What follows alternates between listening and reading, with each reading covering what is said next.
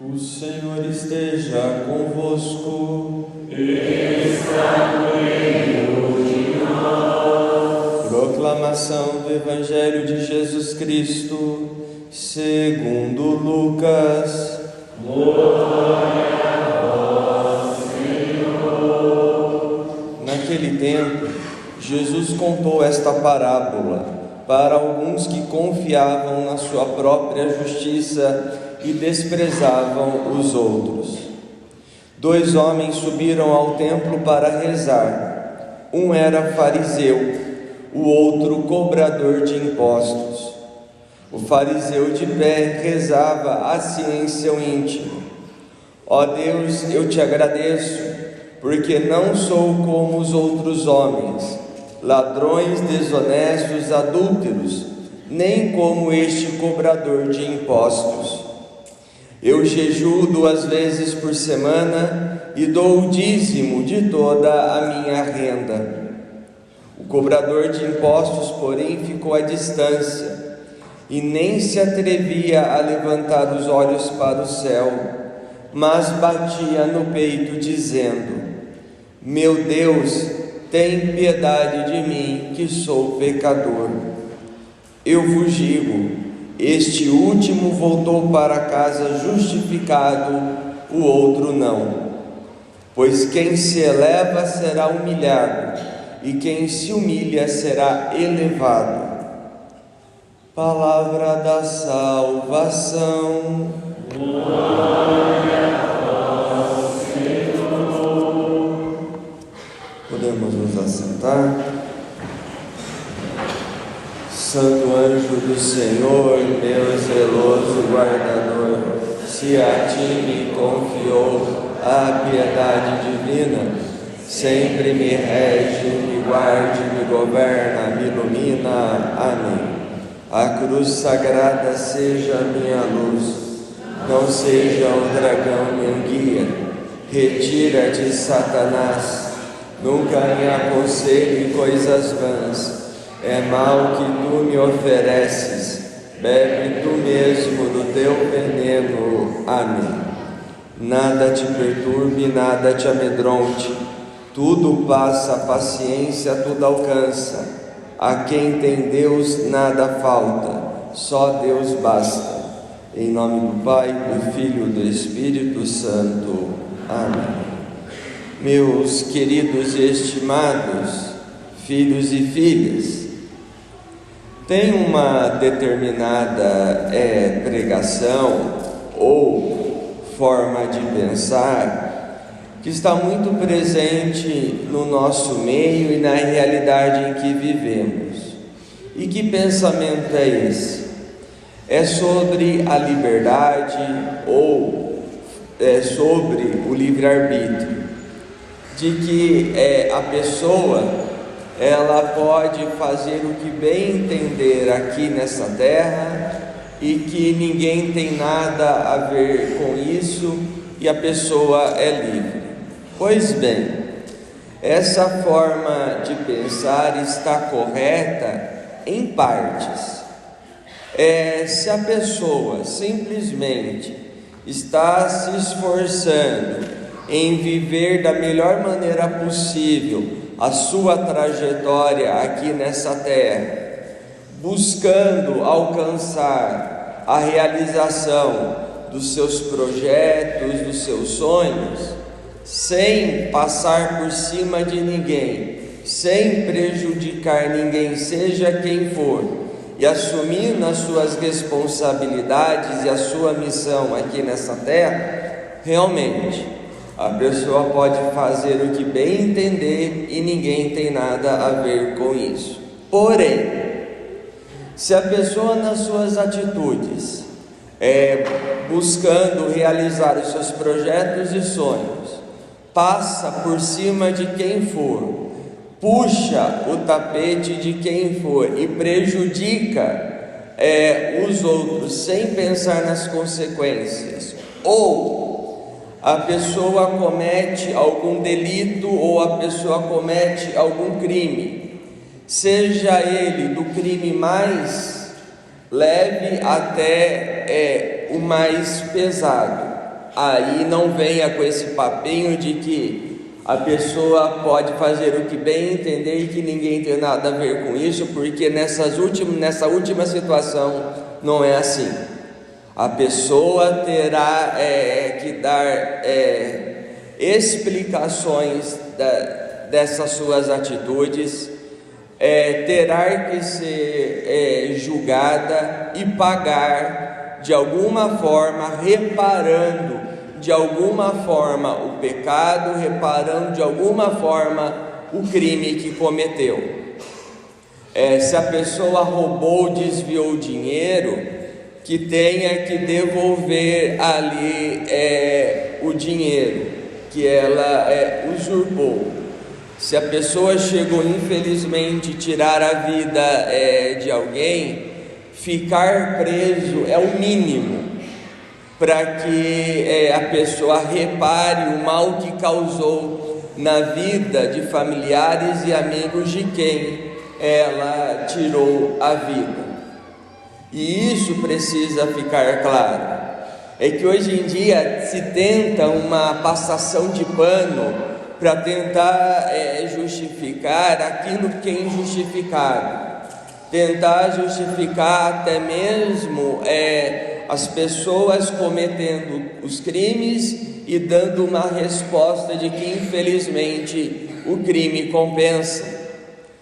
É um absurdo ter que ouvir, como nós ouvimos por esses tempos, de que não tem problema, é só um celular. Não tem problema, a pessoa está roubando o celular para tomar uma cervejinha.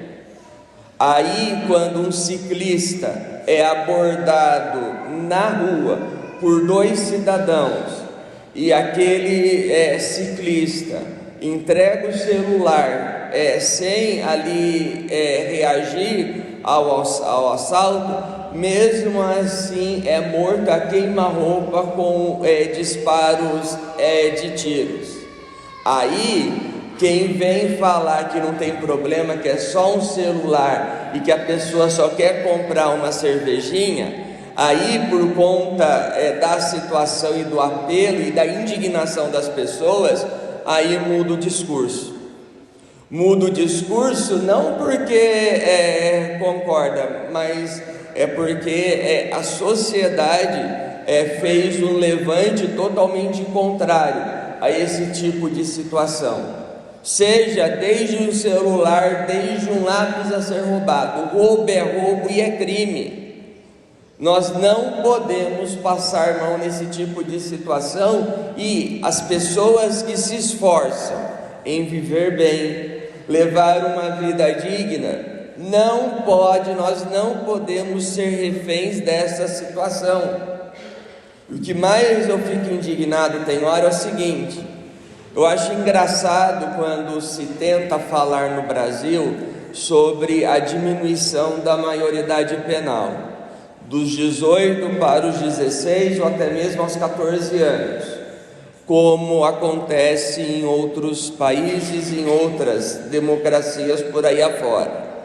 Não, é um absurdo, porque o jovem ali naquela situação não soube escolher direito, ele não tem a capacidade de discernir o que é bem, o que é mal, enfim. Então nós não podemos permitir esse tipo de situação.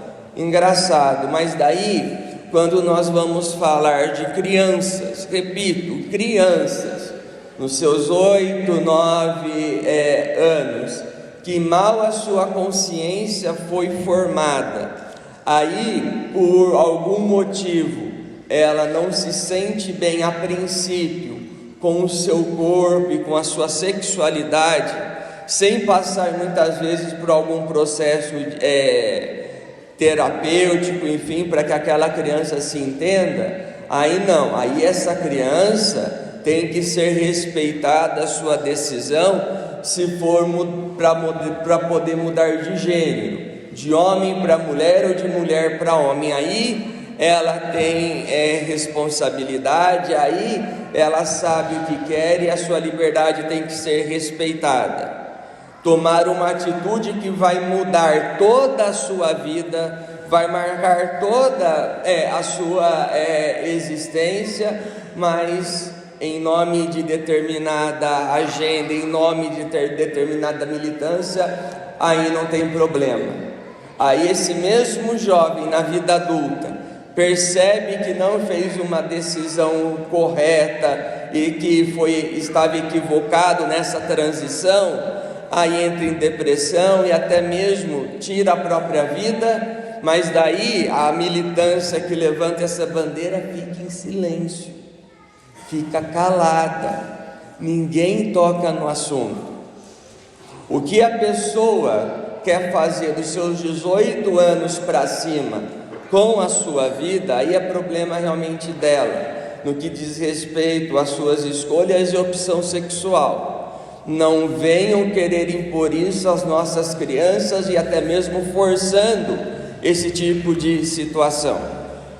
Mas o que eu quero dizer é nessa questão de cometer crimes, porque nós temos a primeira leitura de hoje tirada do livro de Eclesiastes, e nos é apresentada a figura de Deus como juiz. E quem é o juiz dentro da nossa concepção? É um homem e uma mulher que tem um amplo conhecimento na linha do direito e que de maneira imparcial vai julgar as atitudes daqueles e daquelas que porventura cometeram os crimes, tiraram a vida, roubaram o celular, traficaram drogas, e aqui a lista vai longe. E aí essas pessoas, em nome de deixar o restante da sociedade segura, faz com que as pessoas que cometeram esses delitos reparem o mal que causaram. Se não for de maneira material, terá que ser ali sendo privado da sua liberdade pelo tempo em que o juiz determinar. Isso é claro se a pessoa é um bom juiz e de fato está preocupado com a segurança dos outros e não passando pano seja para quem for. E por que eu falo isso? Na primeira leitura nos é apresentado Deus como juiz, e vocês podem ter certeza, se não for aqui nessa terra, quando nós morrermos, teremos que prestar conta das nossas atitudes a Deus, e Deus ali será o juiz e vai dar a cada um aquilo que merece, vai dar a cada um o que a pessoa simplesmente trilhou aqui nessa terra. E aí quando nós falamos de Deus como juiz e vai nos dar aquilo que nós merecemos, então por que eu falo isso? Porque Deus, Ele não vai se comover com lágrimas de crocodilo, Deus não vai se converter com falsas promessas de mudança, Deus não vai ali se comover com um falso sentimento de conversão ou até mesmo arrependimento. Se a pessoa de fato se arrepende do mal ou até mesmo dos crimes que cometeu diante dos olhos de Deus, todos merecem uma segunda chance, mas a pessoa precisa de fato estar arrependida e querer reparar o mal que causou. Caso contrário, só está tentando livrar a sua barra e até mesmo não arcar com as consequências. E Deus não vai agir dessa forma, fazendo vista grossa. E Deus vai dar a cada um aquilo que merece. Então, após essa vida, ou nós vamos merecer o céu, ou erramos, falhamos, nos arrependemos e não conseguimos reparar o mal que causamos, mas mesmo assim Deus consegue enxergar a sinceridade do nosso coração. Então nós podemos ir para o purgatório, do purgatório depois do tempo ali determinado por Deus, podemos ir para o céu. Mas, se a pessoa não se arrependeu, se a pessoa Deus olhando e a pessoa não está sendo sincera ali no seu sentimento de mudança de vida, prejudicou os outros sem pensar nas consequências, aí não venha reclamar ou murmurar se por um acaso for para o inferno, porque é simplesmente continuidade daquilo que se viveu aqui nessa terra. E o grande problema é que tem hora que as pessoas que sabem que cometeram grandes delitos ou que erraram de uma forma muito grandiosa, sempre, infelizmente, se colocam de vítimas. E eu cito o seguinte exemplo para vocês. Uns anos atrás, eu atendi na direção espiritual, no aconselhamento, uma pessoa que ela trabalhava numa grande multinacional aqui no Brasil e tinha um cargo muito alto dentro dessa empresa.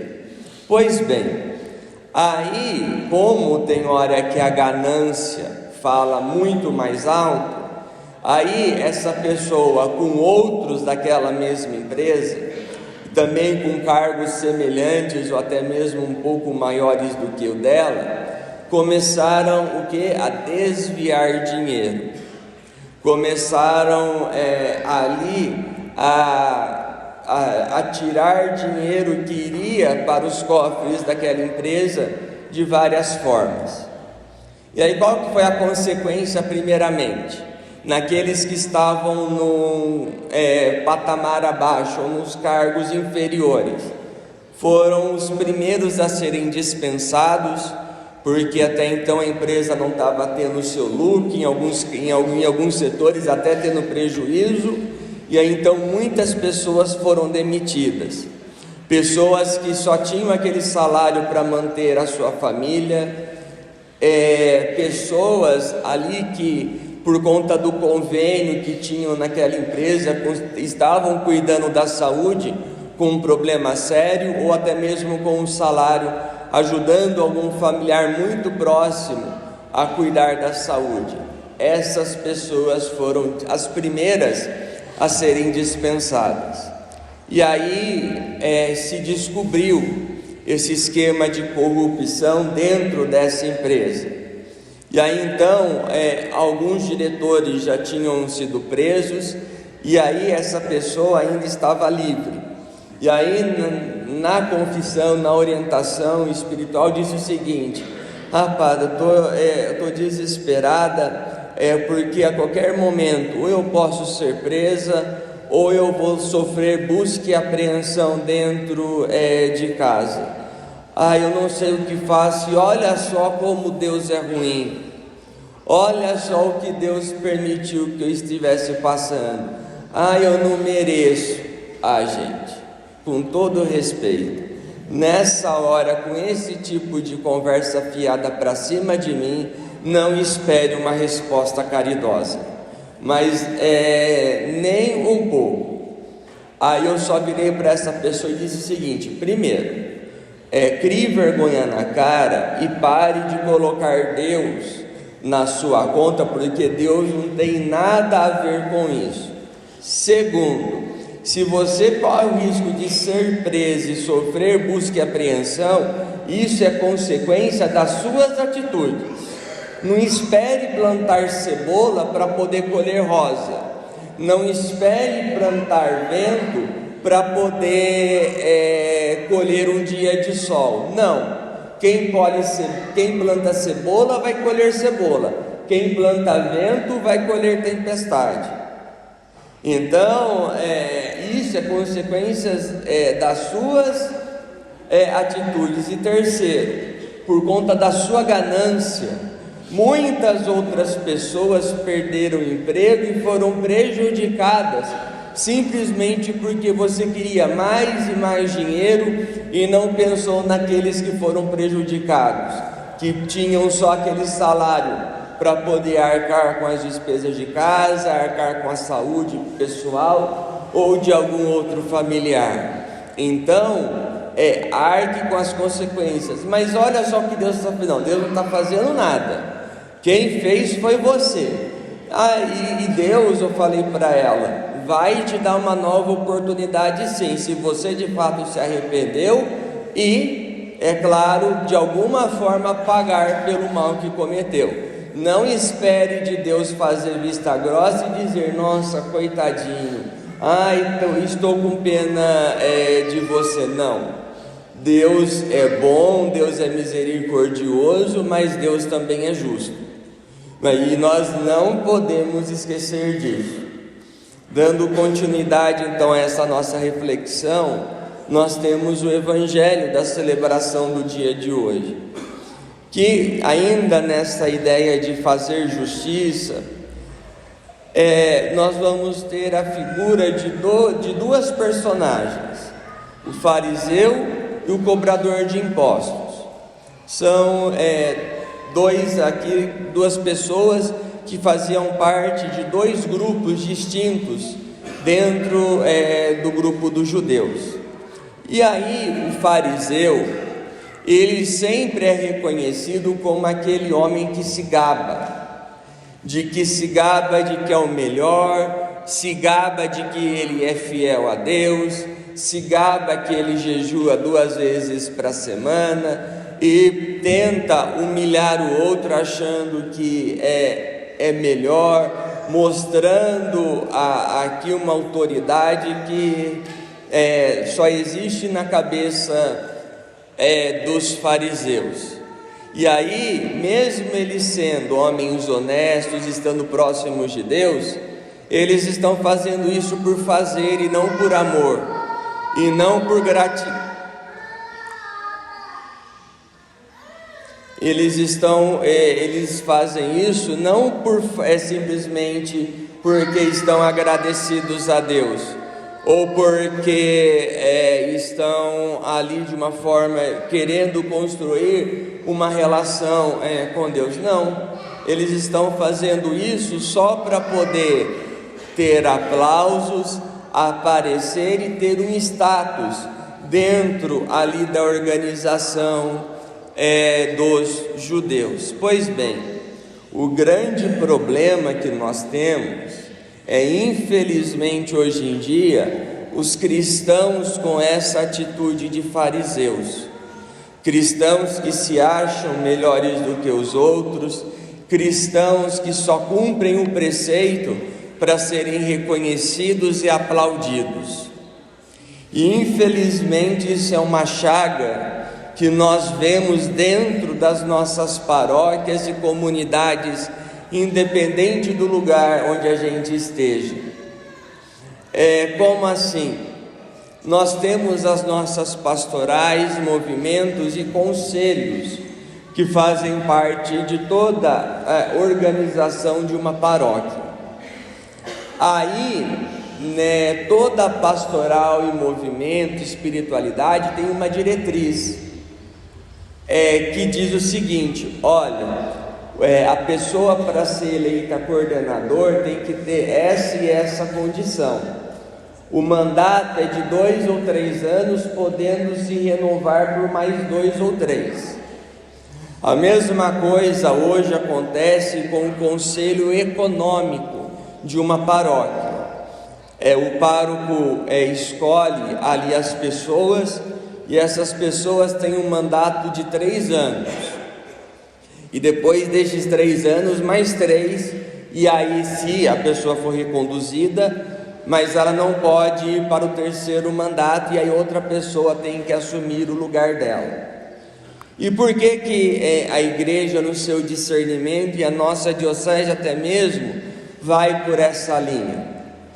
Porque uma pessoa que fica muito tempo num cargo de coordenação, ou muito tempo no cargo do conselho administrativo CAEP de uma paróquia, vai se achar dono da pastoral e do movimento, ou vai se achar dono até mesmo da paróquia. E isso é muito sério, porque a paróquia não é minha, e sim de toda a comunidade. E assim, quando a pessoa se acha dona a esse ponto, são elas que afastam os outros a se fazerem presentes e que queiram somar conosco aqui. Como assim?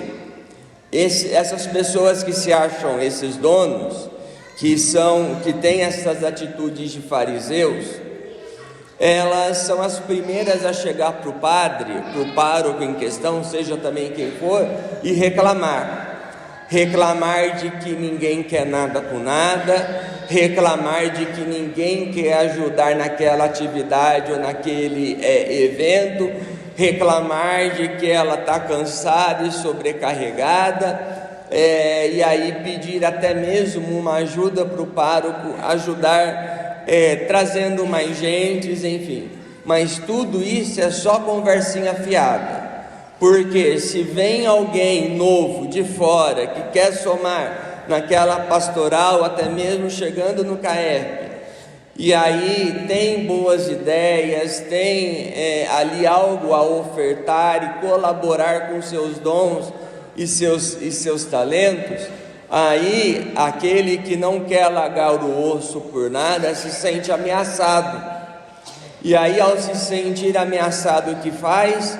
Começa a levantar falso testemunho dessas pessoas, a denegrir a imagem, fazer com que essas pessoas voem para longe, porque não querem ali perder o posto, e como eu disse, não querem largar o osso.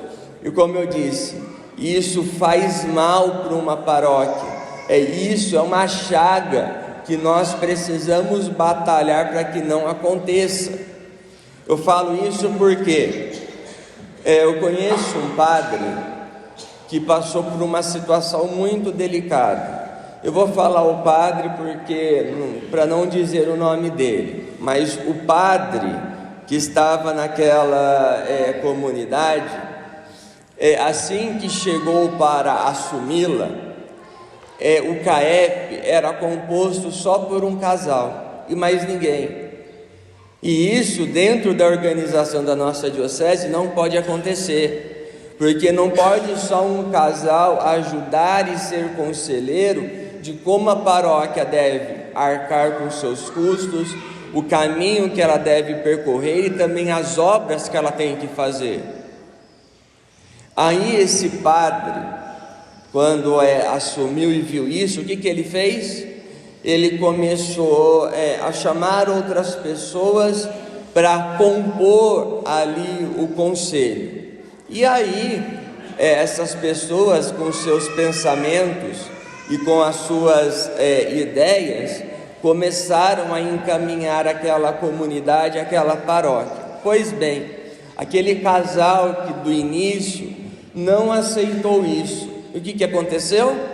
Aí esse casal chega para esse padre e fala o seguinte, que estavam muito cansados, já faziam muito tempo que estavam naquela função, e aí não queriam mais trabalhar ali.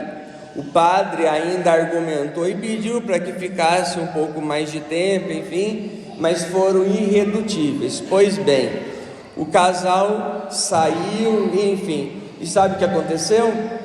Esse casal começou a denegrir a imagem do padre, falando totalmente mentiras, como o padre não levou em consideração os anos que estamos aqui, o padre nos enxotou, o padre não nos respeitou, e a ladainha vai longe.